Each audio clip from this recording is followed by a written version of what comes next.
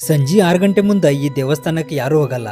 ಕಾರಣ ನಮಸ್ಕಾರ ರೀ ಎಲ್ಲರಿಗೂ. ನಮ್ಮ ಕರ್ನಾಟಕದ ಬಾರ್ಡರ್ದಾಗಿರುವಂಥ ಬೋರ್ಗಾವ್ದಿಂದ ಜಸ್ಟ್ 4 ಕಿಲೋಮೀಟರ್ದಾಗಿರುವಂಥ ಈ ದೇವಸ್ಥಾನದೊಳಗ ವಿಶೇಷ ಶಕ್ತಿ ಐತಿ.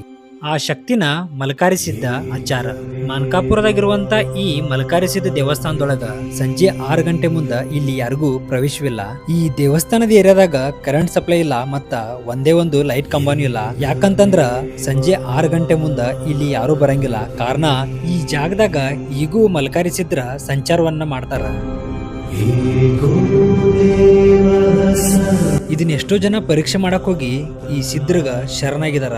ರಾಜಕಾರಣಿಗಳ, ಬಿಸಿನೆಸ್ ಮ್ಯಾನ್ಗಳ ಮತ್ತ ನಿಮ್ಮಂತಾರ ಭಕ್ತರೆಲ್ಲ ಬಂದ ಈ ಅಜ್ಜಾರ್ಗ ಹರಕೆನ್ ಕಟ್ಕೊಂತಾರ. ಹಬ್ಬ ಹರಿದಿನ ಒಳಗ ಇಲ್ಲಿ ಭಕ್ತರ ದಂಡ ಸೇರಿರ್ತೈತಿ. ಭಗವಂತನ ಹುಡ್ಕೊಂಡ ನಾವು ಹೋಗ್ಬಾರ್ದ.